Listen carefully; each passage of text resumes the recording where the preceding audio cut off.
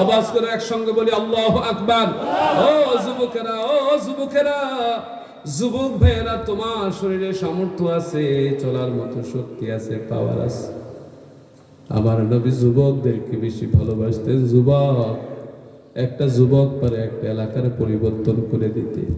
10টা যুবক একসাথে হয়ে গেলে সমাজ থেকে মাদক উঠতে বাধ্য, ঠিক কিনা? আজকে মাদকের সমাজ ছেয়ে গেছে। সমাজের থাইপদার যারা, সবার কথা বলছি না, আল্লাহ মাফ করুক, কিন্তু কিছু থাইপদার আছে মাদক বিক্রেতাদের কাছ থেকে পর্যন্ত ভাগ নেই, আছে নাকি নাই? জোরে বলেন না, আছে নাকি নাই? আমাদের এমন অবস্থা হয়েছে, যুব সমাজ আজকে ধ্বংস হয়ে যাচ্ছে, বিনাশ হয়ে যাচ্ছে। যদি নবীজির আনুগত্য থাকে, নবীজির অনুসরণ থাকে, নবীজির কথা যারা বলে, যারা নবীজির কথা মানুষদেরকে জানায়, যারা নবীজির হুকুম আহকামগুলো মানুষের কাছে বলে, ওই মানুষগুলোর সাথে যদি আপনি থাকেন, আপনার দ্বারাই মাদক আর আসবে না, মাদক আর আসবে না। 6ষ্ঠ শ্রেণীর একটা বাচ্চা আমার কাছে নিয়ে আসছে কিছুদিন আগে। তার বাবা কয়, হুজুর, বন্ধু বান্ধবের সাথে চলাফেরা করতে করতে তারা একটা গাঁজা দিছে, সিগারেট সহ টানতে টেনেছে। 2টা টান দেওয়ার পরে ছেলের অবস্থা বেতাল হয়ে গেছে, ছেলে কথা বলতে পারে না, সুবল দিচ্ছে বিষাক্ত মাদক। আমাদের সমাজ, আমাদের সন্তান, আমাদের ভাই ভাতিজাদের কাছকে ধ্বংস করে দিচ্ছে। সেই মাদকও এখন আমাদের জন্য সহজলভ্য হয়ে যাচ্ছে, শুধু কারণ একটা অপরাজনীতি, অপসংস্কৃতি। এজন্য আমাদেরকে ভালো মানুষ যারা, আল্লাহওয়ালা যারা, তাদের সাথে থাকতে হবে, তাদের মাধ্যমে সমাজের নেতৃত্বের ব্যবস্থা করতে হবে, তাহলে সম্ভব এই অন্যায় থেকে বেঁচে থাকা, ঠিক কিনা? বিএনপি করুক, আওয়ামী লীগ করুক, জাতীয় পার্টি করুক, যে যে দলই করুক, তার ব্যাপার, ব্যক্তিগত ব্যাপার, কিন্তু এর মধ্যে সব মানুষ তো আর খারাপ না, ঠিক কিনা? সব মানুষ কি খারাপ নাকি? সব মানুষ খারাপ না। বিএনপি করলে তারে গালি দিবেন, আমার মনে হয় ঠিক হবে না, এটা উচিত হবে না। আওয়ামী লীগ করুক, বেটার মনের ইচ্ছে, তার ব্যাপার। অন্যায় যে করবে সে অন্যায়কারী, যে অন্যায় করবে না তারে অন্যায়কারী বলা যাবে না। তাহলে যে ভালো মানুষ, সেই ভালো মানুষ যেই দলেরই হোক, তার দ্বারাই সমাজে শান্তি আনা সম্ভব নাকি অসম্ভব? জোরে বলেন না, শান্তি আনা সম্ভব নাকি অসম্ভব? শান্তি আনা সম্ভব, সেজন্য রসুলের কথা মানতে হবে, রসুলের কথা শুনতে হবে। যদি আমরা রসুলের কথা মানি, আল্লাহ তাআলা বলছেন অচিরেই তাদেরকে দয়া করবেন। কে? আল্লাহ। জোরে বলেন না, কে? আল্লাহ। সে আল্লাহর দয়া চাই নাকি চাই না? চাই। কি জন্য? যদি আল্লাহ দয়া চাই, একটি কাজ করতে হবে, রসুলের কথা মানতে হবে। কার কথা? রসুলের কথা। কয়টা কথা মানতে হবে? আদেশ এবং নিষেধ। আদেশ এবং রাজি আছি তো ইনশাআল্লাহ? মন খারাপ করছেন? কোনো ব্যাখ্যায় গেলাম না, সময় তো খুবই কম, আপনাদের কষ্ট হচ্ছে। এই জন্য সাবলীল ভাবে আল্লাহর কালাম থেকে, রসুলের হাদিস থেকে কিছু কথা বলার চেষ্টা করেছি। আল্লাহ তাআলা যেন আমাদের কবুল করে, সকলে বলি আমিন। আমার রসুলের জন্য আমাদেরকে ডাকছেন, ইয়া আইয়ুহান নাস, হে মানুষ সকল। আমার রসুল ডাকছেন আমাদেরকে, ইয়া আইয়ুহান নাস, হে মানুষেরা, তুবু ইলাল্লাহ, তোমরা আল্লাহর দিকে ফিরে আসো, আল্লাহর দিকে ফিরে আসো। ওয়াস্তাগফিরুহু, তার কাছে তোমাদের গুনাহের জন্য ক্ষমা চাও। কার কাছে? আল্লাহর কাছে। যদি বলেন না, কার কাছে? আল্লাহর কাছে। আমার রাসূল আরবি সাইয়্যিদুনা মুহাম্মদ রাসূলুল্লাহ সাল্লাল্লাহু আলাইহি ওয়াসাল্লাম, আল্লাহ তাআলার পক্ষ থেকে আমাদের জন্য অশেষ নেয়ামত, আল্লাহ তাআলার পক্ষ থেকে অসাধারণ নেয়ামত, যে নিয়ামতের শুকরিয়া আদায় করে আমরা শেষ করতে পারবো না। আল্লাহ ইচ্ছা করলে আমাদেরকে ইহুদি খ্রিস্টান বানাইতে পারতো, বৌদ্ধ বানাইতে পারতো, ভিন্ন কিছু বানাইতে পারতো, কিন্তু আল্লাহ আমাদেরকে দয়া করে মুহাম্মদ রাসূলুল্লাহ সাল্লাল্লাহু আলাইহি ওয়াসাল্লাম, যিনি দু জাহানের নবী, শাফায়াতকারী নবী, যিনি হচ্ছেন আল্লাহর পেয়ারা হাবিব, যিনি হচ্ছেন সমস্ত রসুলদের ইমাম, যিনি হচ্ছেন সমস্ত নবীদের ইমাম, যিনি হচ্ছেন সর্বশেষ নবী, যিনি আল্লাহর পক্ষ থেকে আমাদের জন্য প্রেরিত নেয়ামত, সেই নবীকে যদি মান্য করা হয়, সেই নবীর কথা যদি শোনা হয়, তাহলে আল্লাহর ভালোবাসা পাওয়া যাবে, আল্লাহর পক্ষ থেকে রহম পাওয়া যাবে। আল্লাহর প্রিয় বান্দা যারা, 4 শ্রেণীর বান্দা, নবী, সিদ্দিক, শুহাদা, সালেহিন, জান্নাতে তাদের সঙ্গী হওয়া যাবে। আল্লাহ তাআলা বলছেন তোমাদের গুনাহগুলো ক্ষমা করে দেওয়া হবে, তোমাদেরকে অচিরেই আমি আল্লাহ রহম করব। কাজ হচ্ছে একটা, তোমরা আমার রসুলের কথাগুলো মানবে। এই কথার মধ্যে একটা হচ্ছে আদেশ আর একটা হচ্ছে নিষেধ, তাহলে তোমরা সফল। এখন কি সফল হতে চাই নাকি বিফল হতে চাই? সবাই হতে চাই কিনা? আওয়াজ কমে গেছে, সবাই হতে চাই কিনা? আসলেই চাই, যদি সত্যি চাই, আর বলার কিছু নেই। নিজের তরফ থেকে কোনো কথা আজকে বলে যাইনি। প্রত্যেকটা মাহফিলই চেষ্টা করি আল্লাহ অহংকার ক্ষমা করুন, কোরআন সুন্নাহ থেকে কথা বলতে।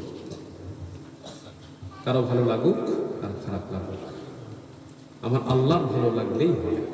আমার রসুলের সুন্নাহর উপর থাকলে আমার রসুলও খুশি, আমার আল্লাহ।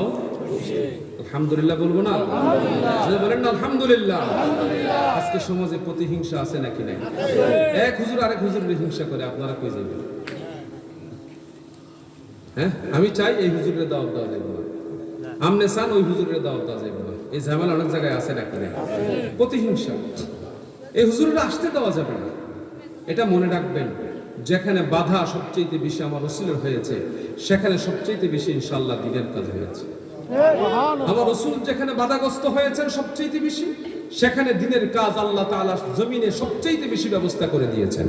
সাহাবায়ে কেরাম যে জমিনে সবচেয়ে বেশি বাধার সম্মুখীন হয়েছেন, সেই জমিনে তিনি সবচেয়ে বেশি প্রোগ্রামের ব্যবস্থা আল্লাহ তাআলা করে দিয়েছেন, মানুষকে দ্বীনের পথে এনে দিয়েছেন। তাহলে আমরা যারা আছি, আমরা আল্লাহর সন্তুষ্টির জন্য, রসুলের সন্তুষ্টির জন্য সেই পথে আমাদের থাকা লাগবে কি লাগবে না? লাগবে কি লাগবে না? লাগবে। বিনীত আরজ করবো বাজান রে, কান কথায় কান দিবেন না। বহুজনের রটায় তো সাজলি হুজুর জামাত ইসলাম করে, সাজলি হুজুর জামাত করে, জামাত এই কথা রটায় কেউ, উনি জামাতের হুজুর। ও বাজান, জামাত রাজনৈতিক দল, বিএনপি যেমন রাজনৈতিক দল, আওয়ামী লীগ যেমন রাজনৈতিক দল, জামাত ইসলাম রাজনৈতিক দল। এ দেশে জামাত ইসলাম কি রাজনীতি বর্তমানে নিষিদ্ধ আছে? তারা করতেছে তাদের ব্যাপার। কিন্তু সাজলি হুজুর জামাত ইসলাম করে, এরকম একটা প্রমাণ যদি কেউ দেখাতে পারে, আমি স্পষ্ট করে বলি যে সেদিন থেকে দরবারে কার্যক্রম ছেড়ে দেবে। আমি স্পষ্ট চ্যালেঞ্জ করি। আজ পর্যন্ত এটা প্রমাণ করতে পারে না, ঠিক আছে? কিন্তু ওই যে একটা কথা উঠায়, আরে ভাই ওই বাড়িতে আগুন লাগছে, কবে ধোঁয়া কই? ওই তো সামনের বাড়িতে। সামনে যে কবে ধোঁয়া কই? কই ওই যে আরেকটু সামনের বাড়িতে। এই যে কিছু শয়তান লোক সমাজে আছে নাকি নাই? যদি বলেন আছে নাকি নাই? কান কথা উঠিয়ে দেয়, কান কথা উঠায়, পেরেশানি করে আপনাদেরকে। কিন্তু মনে রাখবেন, আপনার ভালোবাসা তৈরি হবে অন্তরে। কার পক্ষ থেকে? সারা বাংলাদেশ সকলের জন্য খোলা, যে যেখানে যাবে তার জন্য খোলা। বাধা দেওয়ার ক্ষমতা কারো নাই, এটা উচিত না। আমাকে যার ভাল লাগবে সে আমার কাছে আসবে, আপনাকে যার ভাল লাগবে সে আপনার কাছে যাবে। বাধা বিপত্তি যত বেশি আসে, আপনি দেখবেন নদীর স্রোতকে যখন আবদ্ধ করা হয়, সেই স্রোত বেড়িবাঁধ পর্যন্ত ভেঙে নিয়ে যায়। হয় নাকি হয় না? জুড়ে বলেন হয় নাকি হয় না? এই বাধা পেতে পেতে আপনাদের এই অঞ্চলে গত 10 বছরে আমার অন্তত 100-র উপরে মাহফিল বন্ধ করা হয়েছে। গত 10 বছরে আমার 100-র উপরে মাহফিল এই এলাকায় বন্ধ করা হয়েছে, এবং আপনাদের গ্রামও আমাকে আসতে নিষেধ করা হয়েছে। ঠিক আছে, এখন যদি আমাকে প্রশ্ন করুন কে বলেছে, আমার পক্ষে উত্তর দেওয়া অসম্ভব, আমি দিতে পারবো না, আমি চিনি না। কিন্তু যখন মাহফিলের প্রস্তাব এসেছে, আমাকে একবার দাওয়াত দিছে, পরে কে হুজুর দয়া করে মাফ করেন হুজুর, আপনারা আনতে পারতেছি না। ঠিক আছে, আল্লাহ তাআলা ভালো জানেন, আল্লাহ তাআলা সবকিছুর মালিক। যেখানে বাধা বেশি, মনে রাখবেন সেখানে কাজ হয় খুব তাড়াতাড়ি। সেই বন্দোবস্ত করে দেয় কে? মানুষ এখন আর অন্ধ নয়, মানুষ এখন চক্ষুষ্মান। আগে সমাজে একটা শ্রেণী ছিল যে আমরা শিক্ষিত পারিবারিকভাবে, এই সমাজে যেন আর কেউ শিক্ষিত হতে না পারে, আমরা বড় লোক আর যেন কেউ বড় লোক হতে না পারে, আমরা জমিদার আর কেউ যেন জমিদার হতে না পারে। কিছু মানুষের এরকম পিছনে চাওয়া ছিল, মুরব্বীরা ভালো জানার কথা। এ জাতীয় চাওয়া বর্তমান সময়ে কিন্তু এখনো নাই, তা কিন্তু না। কিন্তু মনে রাখবেন, আপনি যেটা বাধা দিয়ে রাখতে চাইবেন, সেই বাধা একদিন আপনার জন্যই খড়গ হয়ে দাঁড়াবে।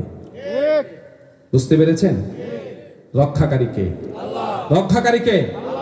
আপনাদের এই পাশেই, হরিপুরের ওই পাশে মাহফিলে আসতে বাধা, মাহফিলে আসতে দিবে না। ডক্টর এনায়েতুল্লাহ আব্বাসী সাহেব জৈনপুরের হুজুর সহ মাহফিলে একসঙ্গে, আমি সহ। আপনার হরিপুরের পূর্ব পাশে গ্রামের নামটা কি জানি? গহিনখালী। গহিনখালী না দীর্ঘানটা? গহিনখালী। ঠিক আছে, মাহফিল নিষিদ্ধ করে দিবে, আসতে দিবে না। আমি আমার ছোট্ট একটা পাঞ্জাবি পরে, লুঙ্গি পরে, বেবি ট্যাক্সি দিয়া সুন্দর মতো এসে মাহফিল স্টেজে উঠে মাইক ধরে ফেলছি। আমি সেই মানুষ।